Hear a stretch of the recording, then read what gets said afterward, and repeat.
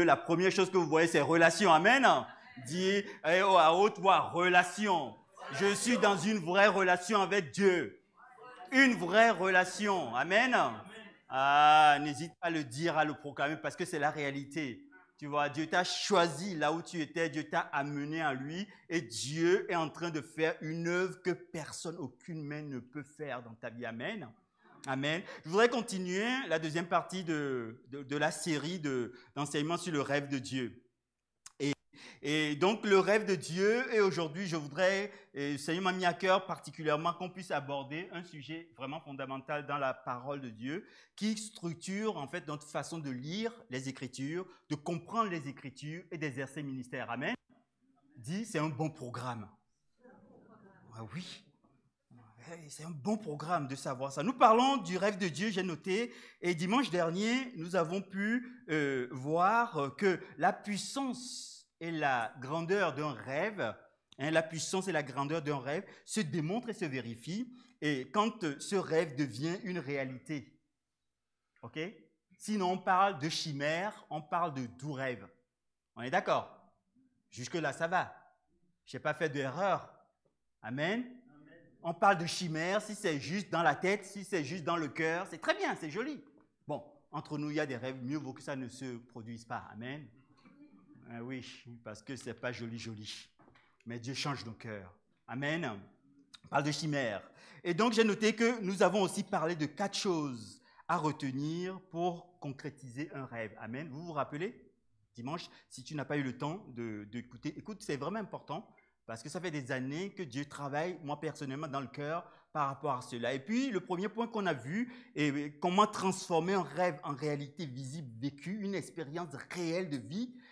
Comment raconter une histoire telle que Dieu l'a écrite pour toi, telle que Dieu l'a pensée pour toi, telle que Dieu le souhaite pour toi. Comment devenir finalement une femme et un homme, une femme qui marche avec Dieu, dans la crainte de Dieu, dans l'obéissance à la parole de Dieu. Il y a un processus, il y a un protocole. Amen.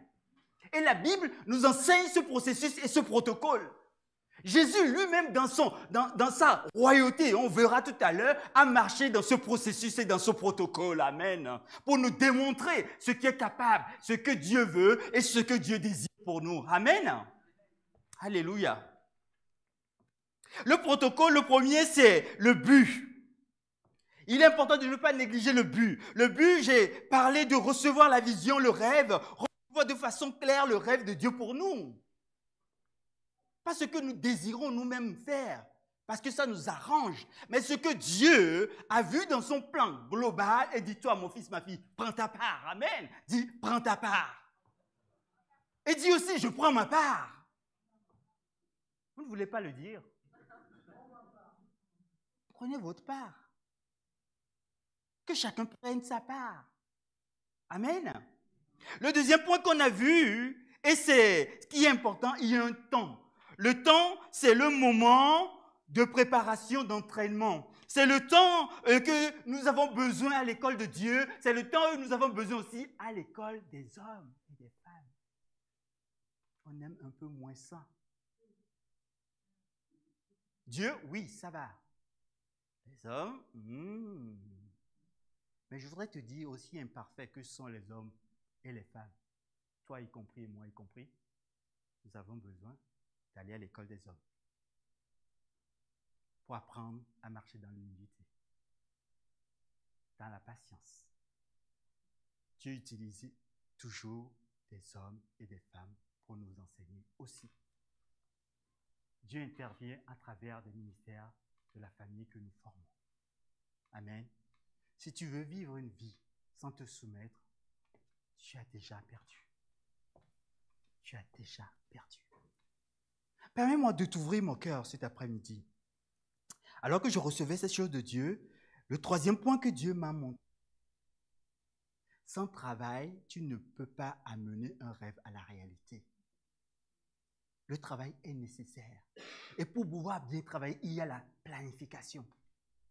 On planifie, mais pas tout seul. On planifie avec Dieu, on planifie avec les frères et les sœurs, on planifie tout un tas de choses. On les visualise. On laisse Dieu nous instruire. Les dons spirituels sont là pour ça. pour semer des choses dans nos cœurs, pour les développer, pour les arroser, de telle façon qu'au moment où Dieu nous appelle, comme David, on est prêt. Le travail va te permettre de passer de la planification à l'exécution par la puissance du Saint-Esprit. C'est une folie de démarrer un travail sans préparation, frères et sœurs. Même le mariage. Pourquoi nous prenons le temps de former aujourd'hui de plus en plus? Parce qu'il y a une menace sur les mariages. Et nous verrons tout à l'heure. Nous devons nous préparer, frères et sœurs. Je disais la dernière fois, je me permets de revenir là-dessus parce que j'ai eu quelques discussions intéressantes là-dessus. Je disais que dans une relation, pensez vraiment au mariage, pensez à ce que Dieu peut faire au milieu de nous. Et nous, nos interactions, tout le monde est responsable à 100% de ce qu'il met dans cette relation. Je voudrais préciser mes pensées pour que vous ne soyez pas dans l'ignorance ou dans l'obscurité par rapport à ces choses. Quand je dis tout le monde est responsable à 100%, ce n'est pas pour aller voir l'autre pour lui dire « toi, tu es responsable à 100%, ce n'est pas ça. » C'est que tu n'as pas compris mon message. Tu n'as pas compris ce que Dieu est en train de faire pour toi, ni ce que Dieu est en train de faire pour moi. C'est chacun à 100% devant Dieu. Répète avec moi, devant Dieu. Ce que l'autre apporte, c'est lui est devant Dieu. Ce que j'apporte, c'est moi et moi devant Dieu pour demander à Dieu, Père, je suis 100% de mes responsabilités et j'engage mes responsabilités et je te demande de toucher mon cœur et que tu m'amènes à la repentance afin que je puisse te servir. Sinon, ce sera la pagaille et la bérésina. Vous comprenez ce que je suis en train de dire? Je voudrais vraiment que vous le compreniez, frères et sœurs. Et si le diable vient te dire oui, mais l'autre aussi, dit, écoute, tais-toi, je règle le problème avec mon Dieu, je veux être parfait dans ce que je fais, point. Je me repens. Du moment où on prend le temps de dire que l'autre aussi, on est déjà sur la fausse voie, on n'arrivera pas à la repentance. Vous comprenez ça? Peut-être ceux qui sont mariés depuis un certain nombre de temps entre nous comprennent ce que je suis en train de dire. Mais je prie que la puissance du Saint-Esprit touche ton cœur et que tu comprennes la réalité et la profondeur de ce qui est en train d'être semé dans ta vie aujourd'hui, qui te sauvera de bien des dégâts. 100% nous sommes responsables de ce que nous mettons dans une relation. Et 100% devant Dieu et devant les hommes. Ce que l'autre fait, il voit, elle voit avec Dieu. Et il et elle voit devant les hommes. Amen. Acclamons le Seigneur de nous donner cette opportunité de repentance. Amen. Amen. Et la dernière partie, qui aussi a un point important, c'est la récompense. Je disais la dernière fois que bien des chrétiens n'osent pas parler de récompense. Moi, j'ai entendu des frères et sœurs me dire, oui, mais moi, je ne suis pas là pour la récompense. Hein. Mais je dis souvent, on veut être plus humble que Dieu. Dieu a parlé de récompense, parle de récompense. Amen. Amen. Et réjouis-toi parce que Dieu a dit qu'il va te récompenser. Amen. Réjouis-toi parce que ce que tu fais n'est pas vain. Tes efforts ne seront pas oubliés. Dieu a dit, je ne t'oublierai pas. Tout à l'heure, la sœur Aurélie nous a rappelé, et Cyril, le pasteur, nous a rappelé, Dieu, dans sa gloire, a dit qu'il va vous récompenser. Vous dites qu'il n'y a pas de récompense. Qu'est-ce que vous me dites là? C'est quoi cette humilité fausse que vous me cachez là? Soyez heureux. Que ça vous entraîne quand vous travaillez pour Dieu. Quand c'est dur, tu dis, Seigneur, il y a quelque chose à aller chercher, je vais aller chercher. Amen. Dis, ou tu ne sais pas faire. J'essaierai encore. J'essaierai encore. Non. Ou vous êtes déjà fatigué. C'est ça.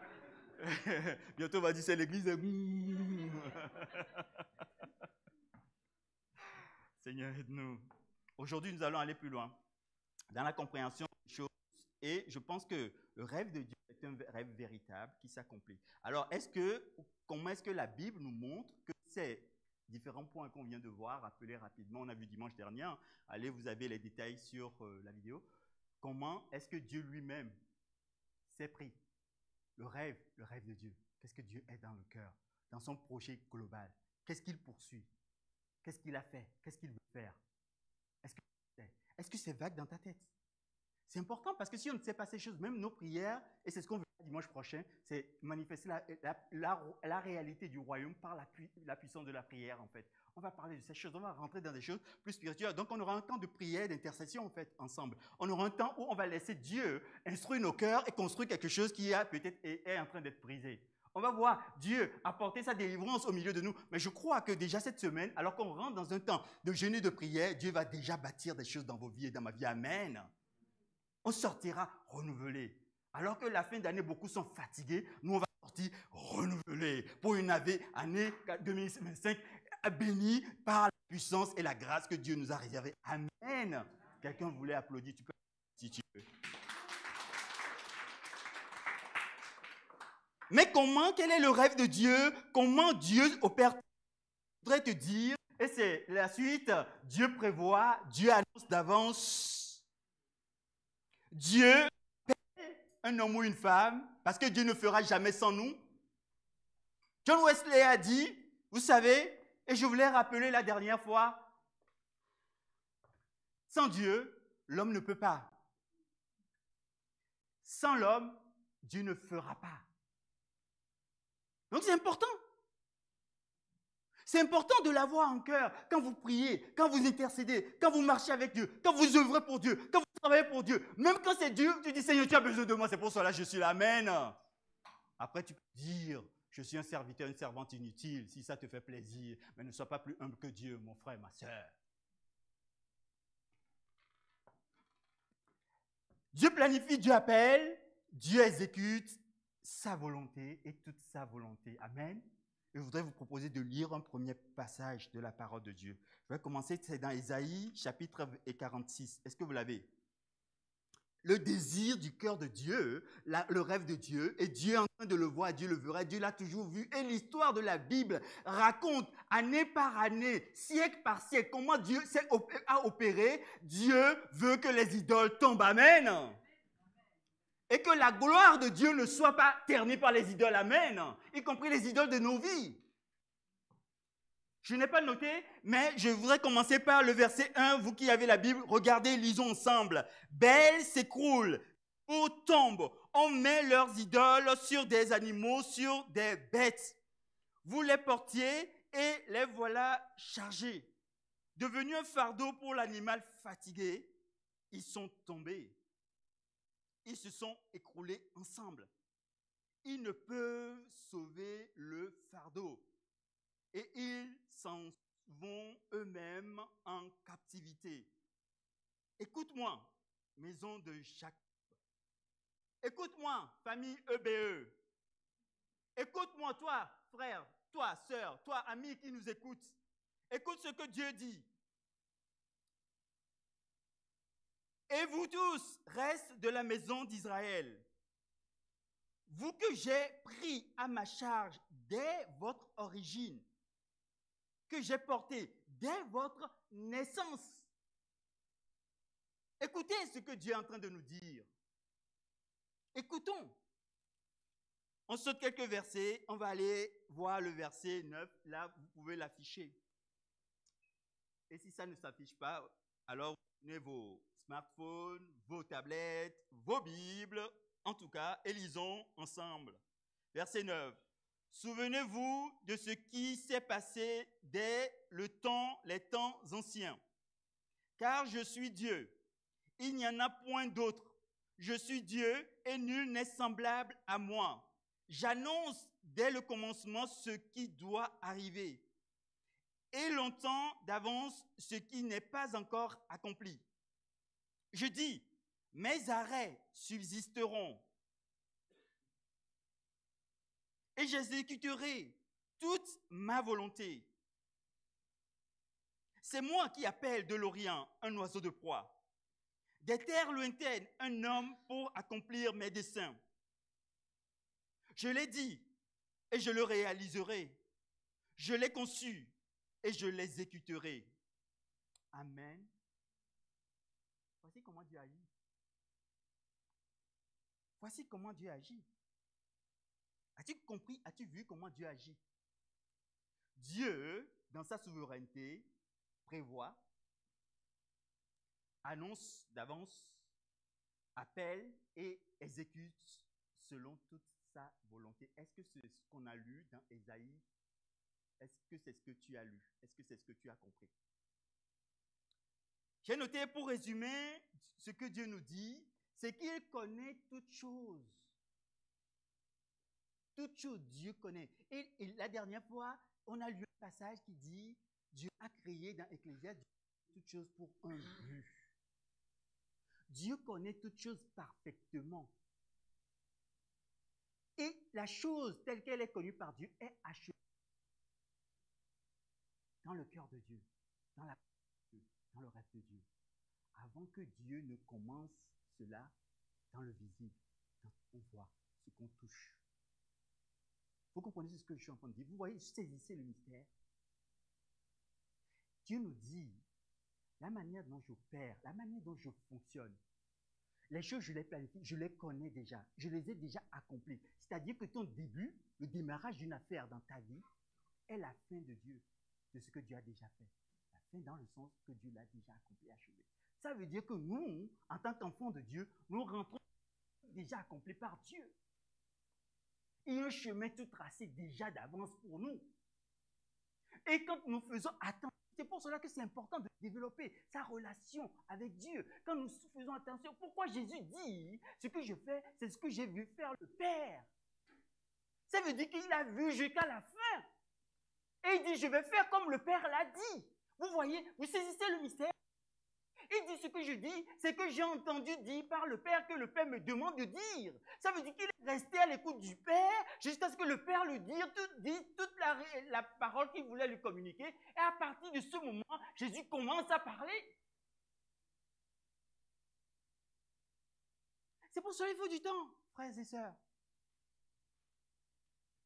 Vous saisissez la réalité, nous sommes trop pressés. Dieu a un rêve, une intention.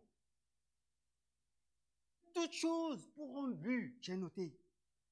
Il accomplit totalement et parfaitement son projet, son rêve avant de le déployer dans la réalité visible en choisissant un homme ou une femme ou un peuple. Tant que peuple de Dieu, on n'a pas compris ça, on passe notre temps à faire des bêtises.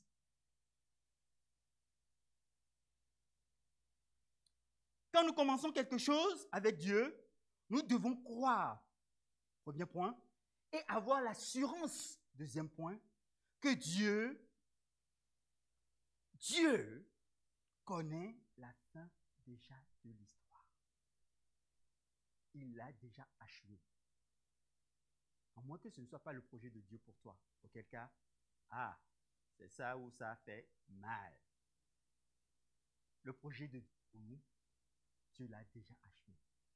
C'est pour cela qu'on dit qu'on rentre dans les œuvres accomplies de Christ. Amen. Vous le saviez ça? Est-ce que ces choses vous sont montées dans votre intelligence? Il n'y a pas de honte, hein? L'essentiel, c'est de le savoir à un moment donné. Et de rentrer dans cette réalité. Et de vivre cette réalité. De ne plus se emporter ailleurs par des pensées qui ne sont pas les pensées de Dieu. L'essentiel, c'est qu'un jour, qu'on soit révélé par la puissance et la présence du Saint-Esprit, qui nous façonne à nouveau notre intelligence, qui nous relève, qui nous renouvelle notre intelligence. Comme l'apôtre Paul priait pour des chrétiens en son temps, que nous ayons une intelligence renouvelée, que nos cœurs soient transformés vraiment, que nous commençons à comprendre ce que Dieu aime faire, comment Dieu agit, comment opère le Père.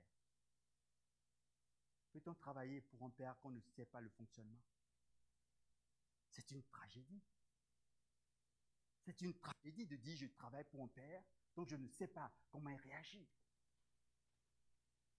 Je fais au mieux la religion, au pire la récitation. Ce n'est pas pour cela qu'on est appelé. On est appelé à marcher en Christ. Amen. Ainsi, j'ai noté, par la foi, nous marchons dans les pas de notre Dieu. Et comme Dieu n'échoue jamais, dis avec moi, Dieu n'échoue jamais. Mon Dieu n'échoue jamais.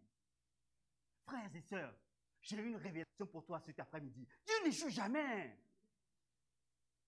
Je ne l'ai jamais vu échouer. De mes 52 ans, je ne l'ai jamais vu échouer. Je ne l'ai jamais vu échouer. Je vous assure. Jamais. Jamais Dieu n'échoue. Et Dieu ne peut pas échouer dans ta vie si ta vie est entre ses mains.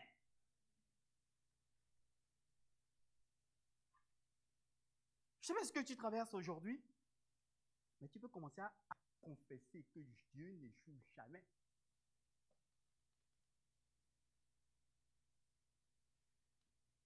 Avançons. J'ai noté, afin de marcher dans l'amour, dans la foi et dans l'obéissance. L'amour, la foi, l'obéissance. Hein?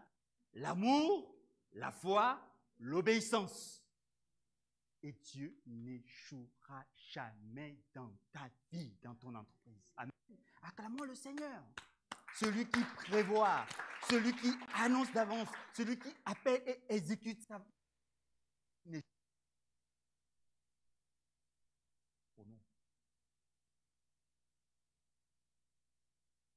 Pour nous. Descendons un peu plus, ou montons un peu plus, comme vous voulez. Lequel vous choisissez? On monte un peu plus? On monte un peu plus. Je me suis posé une autre question. Quel est donc le rêve de Dieu? On a vu, pour nous, c'est de ne pas échouer, mais c'est d'accomplir tout son rêve dans chacune de nos vies. Amen. On a compris? Est-ce que ça nous a encouragés? Bon, je peux arrêter. On est d'accord?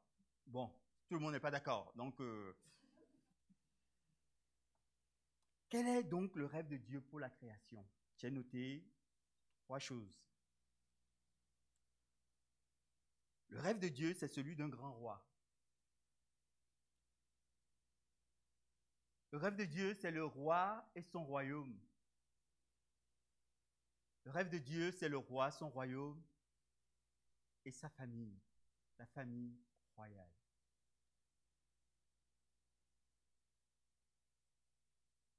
Le rêve de Dieu, c'est celui d'un grand roi. Qui est avec moi? Le rêve de Dieu, c'est celui d'un grand roi, de son royaume et de sa famille, la famille royale. Vous comprenez cela? Le rêve de Dieu. Le rêve de Dieu, c'est un projet accompli, totalement achevé dans le cœur de Dieu. Pour son royaume et pour sa famille. Amen. Et quand nous traversons toute l'histoire biblique, de la Genèse jusqu'à l'Apocalypse, nous verrons toujours le roi, son royaume, la famille royale. Le roi, son royaume, la famille royale. Le roi, son royaume, la famille royale. Toute l'histoire biblique a été bâtie là-dessus. Amen. Vous connaissez ces choses? Ça vous parle? Ah, quelqu'un se dit, ah ouais, je suis de la famille royale, ouais, super. Ouais. Ok. Tu es du sang divin. Tu es une race tirée de Dieu.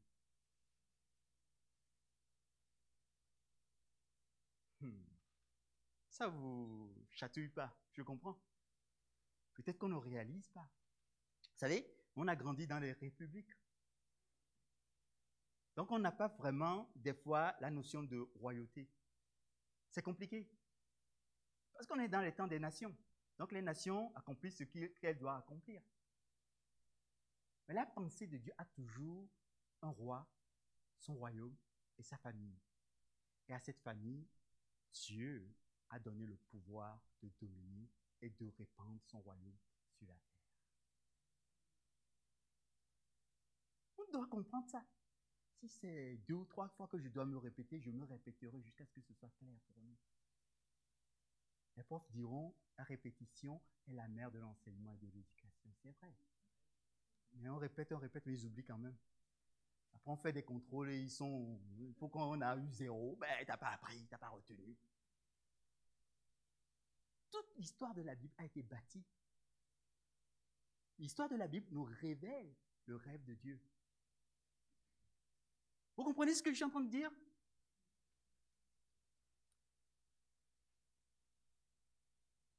Si on continue,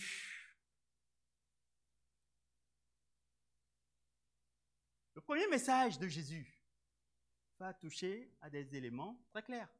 Qu'est-ce que la Bible nous dit? C'est quoi? Allez-y.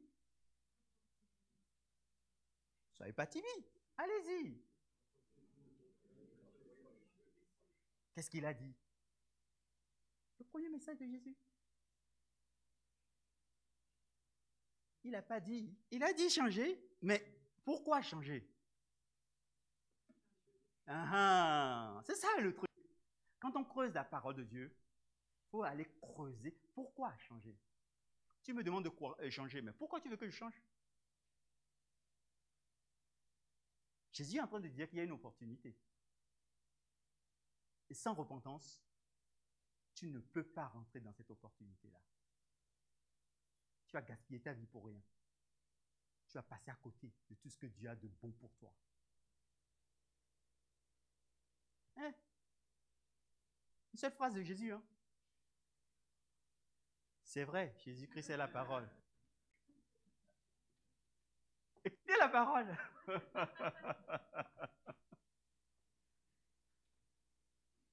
Le royaume des cieux. Le royaume des cieux, c'est où, d'après vous? Est-ce que c'est un concept? Ou c'est une réalité? C'est quoi? Quand Jésus dit le royaume des cieux, c'est approché de vous. Qu'est-ce qu'il est en train de dire? Le royaume des cieux, c'est le lieu où Dieu règne. C'est là où le Père est assis sur ton trône. Comment nous le savons? Notre Père que Franklin, notre frère, nous a rappelé tout à l'heure. Qu'est-ce qu'il a dit, le Seigneur? Comment vous devez prier? Notre Père qui est dans les cieux. Notre Père qui est où? Dans les cieux, dans son royaume. Et qu'est-ce qu'il a dit ensuite? Que ton règne vienne. Amen. Et ensuite, il a continué, il n'a pas dit simplement que ton règne vienne. Il dit que ton règne vienne et que ta volonté soit faite où? Sur comme au ciel. Sur la terre comme au ciel. Mais tu es un terrien, non?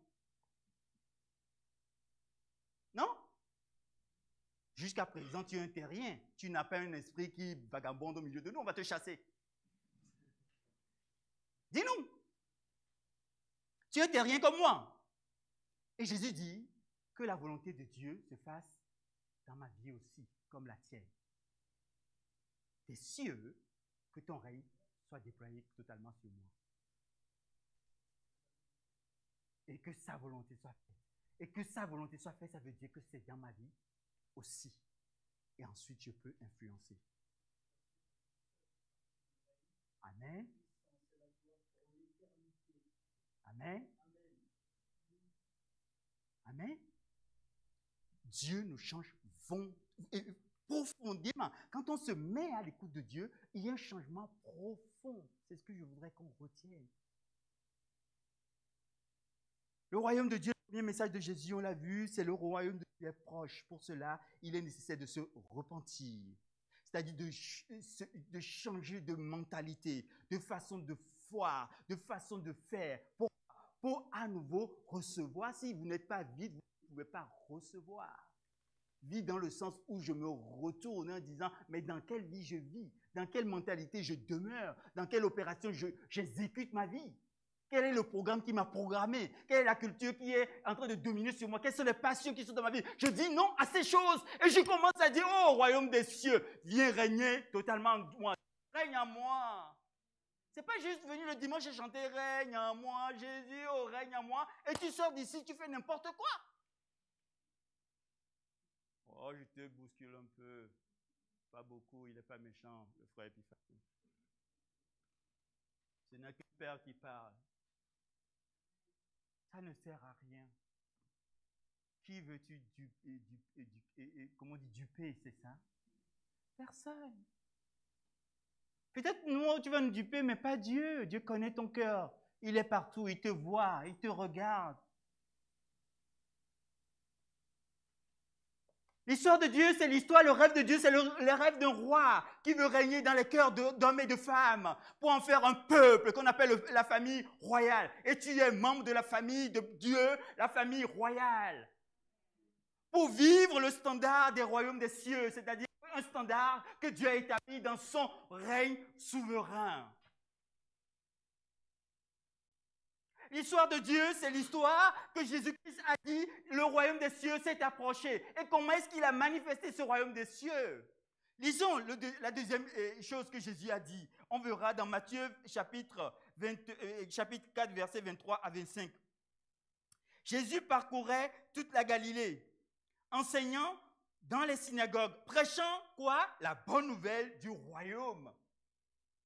C'est une bonne nouvelle. Dieu nous adresse une bonne nouvelle. Une nouvelle qui change la vie, qui transforme profondément hommes et femmes et hommes. C'est un message qu'on ne peut pas se taire. L'Église est coupable chaque fois que l'Église ne prêche pas l'évangile de le royaume de Dieu. Parce que c'est l'évangile que Jésus-Christ a prêché. Et qu'est-ce qui accompagnait la démonstration de ce royaume, de la réalité de ce royaume? Jésus parcourait toute la Galilée, enseignant dans les synagogues, prêchant la bonne nouvelle du royaume, Et, lisons ensemble, guérissant toutes maladies et toute infirmité parmi le peuple. Sa renommée se répandit dans toute la Syrie et on lui amenait tous ceux qui souffraient de maladies et de douleurs de divers genres, des démoniaques, des lunatiques, des paralytiques, et il les guérissait. Une grande foule le suivit de la Galilée, de la Décapole, de Jérusalem et de la Judée et au-delà du Jourdain.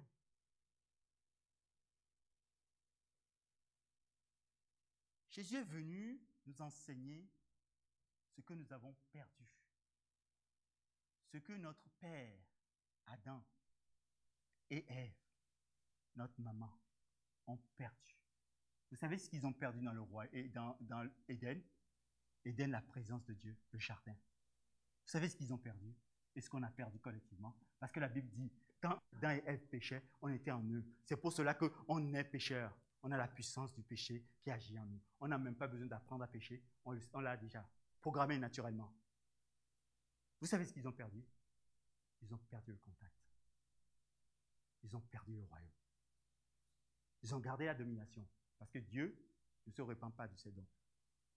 Mais c'est quelqu'un d'autre qui a su les contrôler. Et le mal a sévi jusque-là. Jusqu'à ce que le Sauveur n'arrive. Jusqu'à ce que le Fils n'arrive. Pour à nouveau dire, je rétablis ce qui a été perdu. Je redonne à la famille royale son autorité, sa communion, son pouvoir, afin que nous puissions influencer. Non pas avec notre chair, non pas avec notre façon de voir les choses, mais nous puissions influencer avec le caractère de Dieu, la réalité du royaume de Dieu, la puissance de Dieu. C'est comme ça que les choses marchent. Le rêve de Dieu, c'est le rêve de roi, de son royaume, de sa famille. Amen. Amen. Je finirai en disant que les disciples ont vécu la même histoire. La Bible dit que quand Jésus-Christ fut ressuscité, pendant 40 jours, il a enseigné ses disciples. Il les a enseignés sur quoi? Sur le royaume. Nous avons besoin de redécouvrir les réalités du royaume de Dieu. Beaucoup de gens passent leur temps. C'est normal, chaque ministère est complémentaire, différent.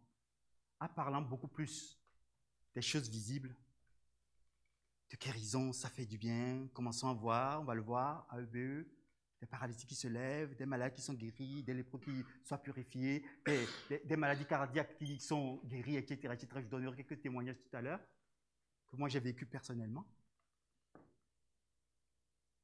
Mais qui nous parlera du royaume? Nous voyons les conséquences de l'influence du royaume. Mais discernons-nous la réalité de ce royaume les exigences de ce royaume, est-ce que tu le dis? C'est ce qu'on doit établir. Jésus lui-même a enseigné là-dessus. Amen. Amen. Qu'est-ce que Pierre a dit? On va finir avec 2 passages. À la Pentecôte, Actes 2, versets 22 à 24. L'apôtre Pierre, qui a été rempli du Saint-Esprit, totalement transformé, d'un homme peureux, il est devenu un homme courageux, responsable. D'un homme violent, il est devenu un homme soumis à Dieu, calme, maîtrisé. D'un homme qui veut empêcher à Dieu de faire sa volonté dans le Fils pour mourir à la croix, afin que les péchés soient pardonnés et que la famille de Dieu soit une réalité. Un homme qui a dit devant Dieu, devant son maître, « Seigneur, je ne te réunirai jamais. » Un homme prétentieux. Un homme imbu de sa personne, plein d'orgueil, qui ne veut pas descendre de son piédestal, alors que Dieu lui parlait. Il résistait à Dieu. Le Seigneur lui a dit, avant que le coq ne chante, 3 fois, tu vas me renier. Et Dieu dit toujours les choses. Dieu nous avertit toujours. Et cet homme, Dieu l'a vu, Dieu l'a aimé. Et Dieu l'a guéri, Dieu l'a restauré, afin qu'il n'ait plus la vie qu'il avait avant. C'est ce que Dieu fait pour nous, hommes et femmes. Ton passé n'est pas la fin. Ton passé ne peut pas être le facteur qui oriente ta vie. Ton passé n'est pas la fin de l'histoire. C'est peut-être des erreurs de parcours.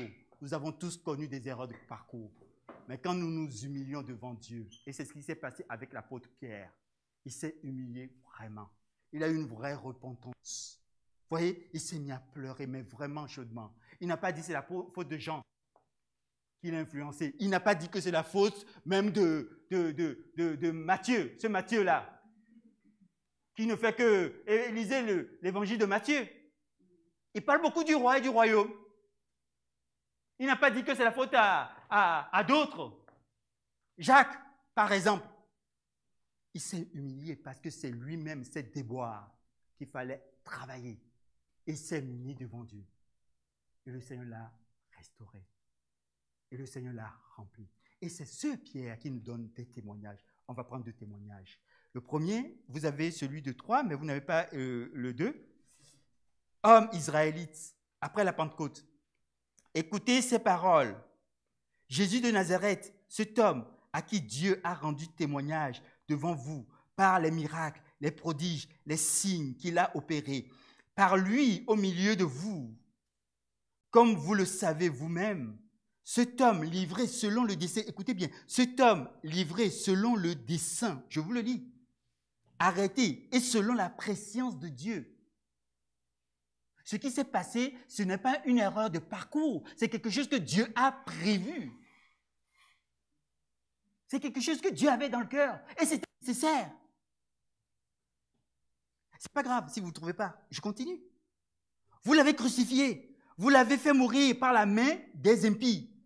Mais l'apôtre Pierre dit, Dieu l'a ressuscité. Dieu n'échoue jamais. Une fois que tu termines ton job, Dieu n'échoue pas. Dieu va se glorifier. Dieu l'a ressuscité en le délivrant des liens de la mort, parce qu'il n'est pas possible que Jésus fût retenu par les liens de la mort. Elle.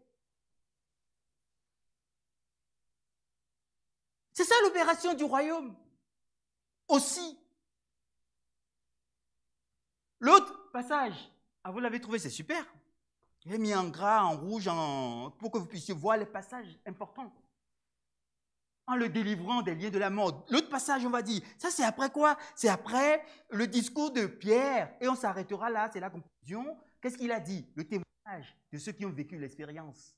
et de l'expérience qu'on est appelé à vivre. Et tout au long de cette semaine, on va la vivre, mais je pense que je prie que ça ne soit pas une expérience qui s'arrête que cette semaine, que ce soit une expérience continue qui augmente chaque jour, chaque moment pour chacun d'entre nous, dans le service collectivement comme individuellement, afin que nous puissions rayonner la gloire de Dieu et remplir ce pourquoi Dieu nous a créés et être là pour être entre les mains de notre Dieu. Amen. Ce que Pierre, il a dit, alors que le boiteux a été guéri, totalement guéri. Il a été guéri et Pierre a annoncé l'évangile, dit, mais Dieu a accompli. Je vous laisse lire le reste, verset 18. Mais Dieu, Actes chapitre 3, verset 18. Mais Dieu a accompli de la sorte ce qu'il avait annoncé d'avance par la bouche de tous ses prophètes. Dieu annonce d'abord que son Christ devrait souffrir. Pourquoi? Pour restaurer la royauté et pour que la famille de Dieu puisse devenir une réalité dans laquelle toi comme moi nous sommes. Repentez-vous, dit la même chose. Donc, et convertissez-vous pour que vos péchés soient effacés, afin que des temps de rafraîchissement, écoutez ce que Dieu dit. Repentez-vous qu'il y ait des temps de rafraîchissement, des temps où vous allez connaître la réalité du royaume des cieux, dans vos vies, dans vos cœurs, dans vos foyers, dans votre travail, votre activité. Vous allez servir Dieu et vous allez vous réjouir, amis.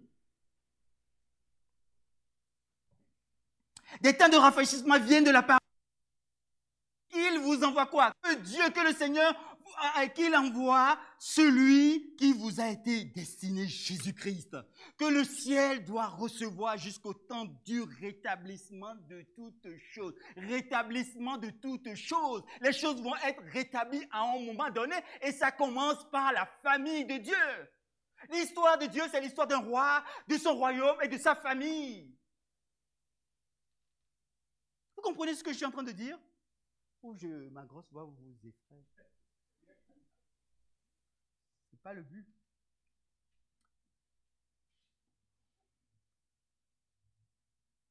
Le temps de rétablissement de toutes choses dont Dieu a parlé anciennement par la bouche de ses saints prophètes. Dieu a déjà parlé.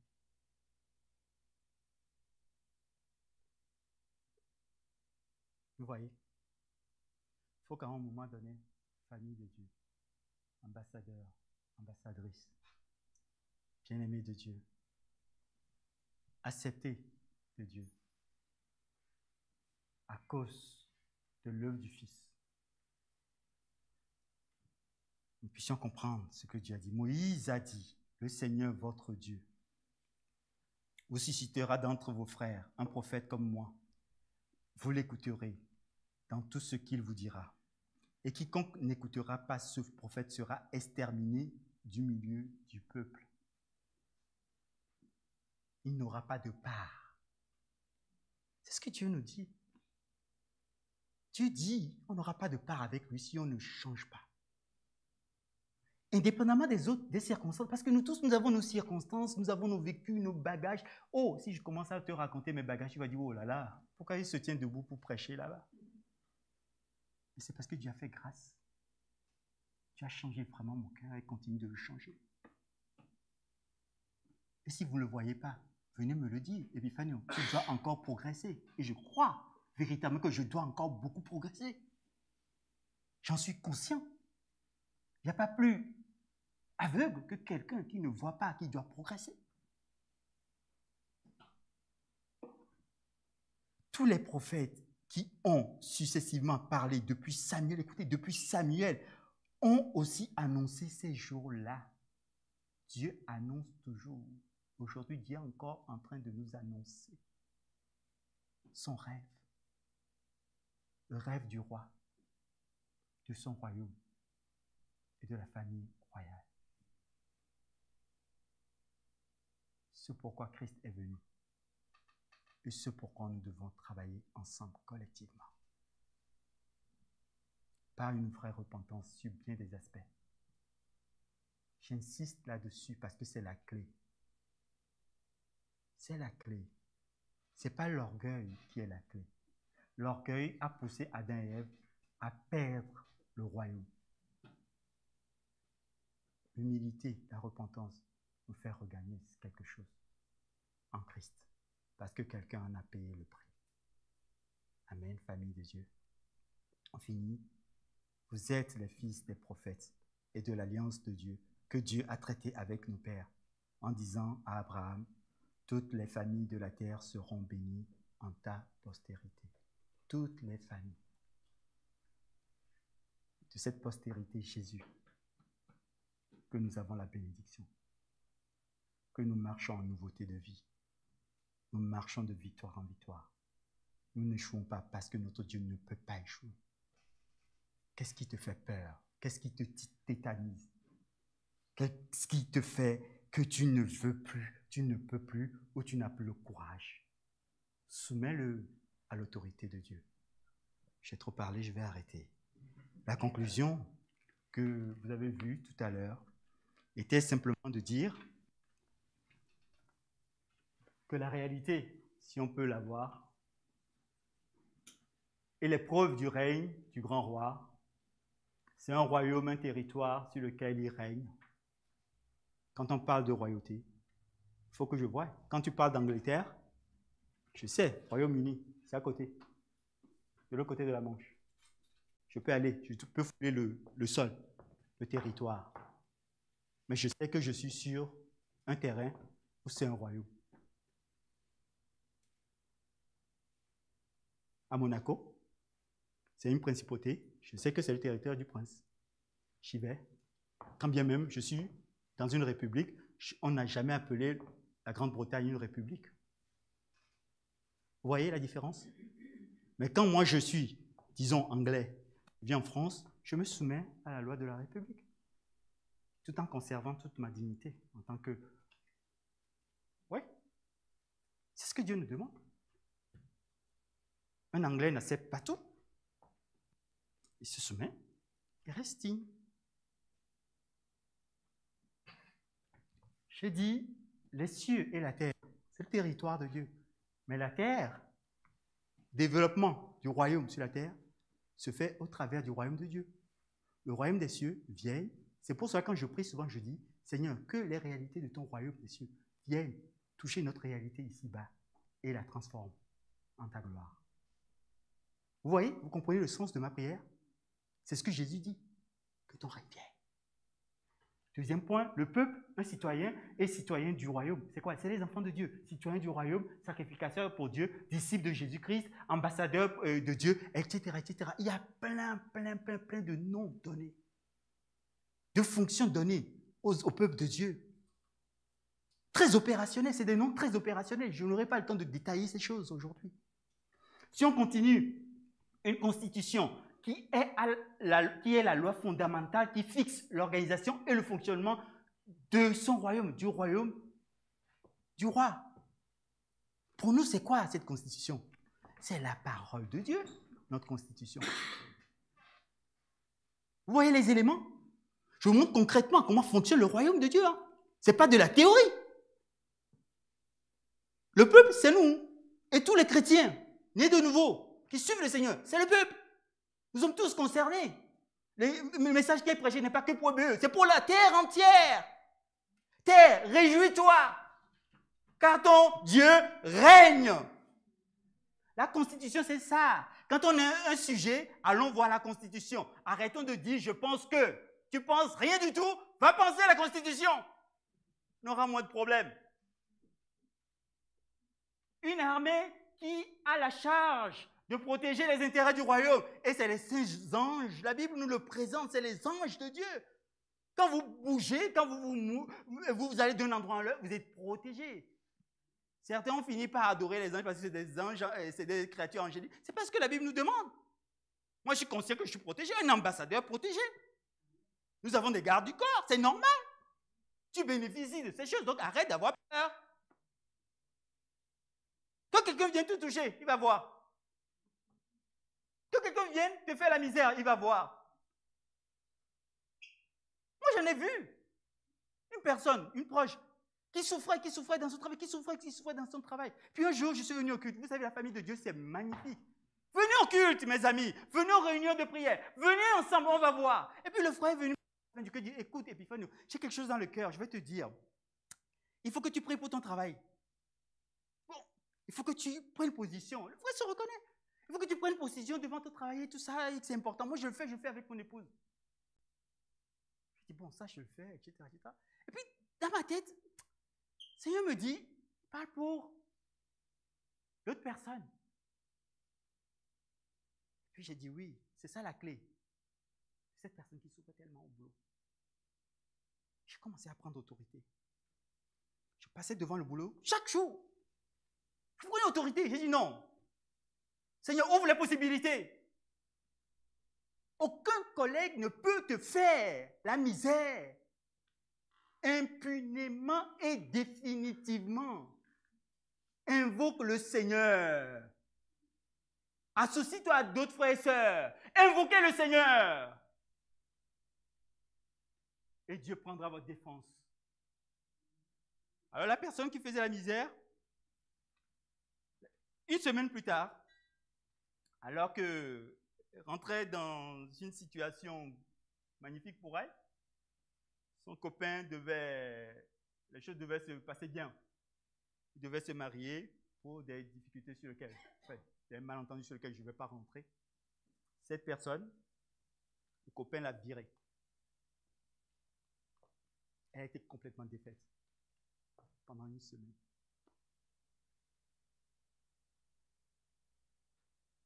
C'est ça la réalité du royaume de Dieu.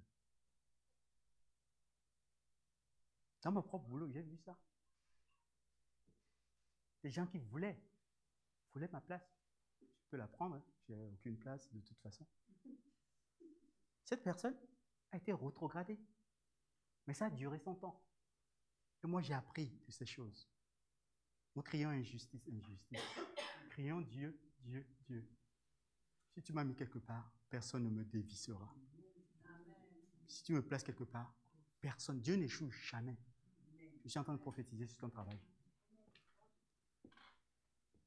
Le système de gouvernance sociale et politique, la théocratie, la parole de Dieu fait loi. Nous réglons les problèmes entre nous sur la parole de Dieu. Et je finirai, une culture et des valeurs, c'est la culture et les valeurs de la parole de Dieu. Amen. Vous en avez marre? Bon, moi, j'ai plus de souffle. On va se lever, on va remercier le Seigneur. Avez-vous compris? Amen.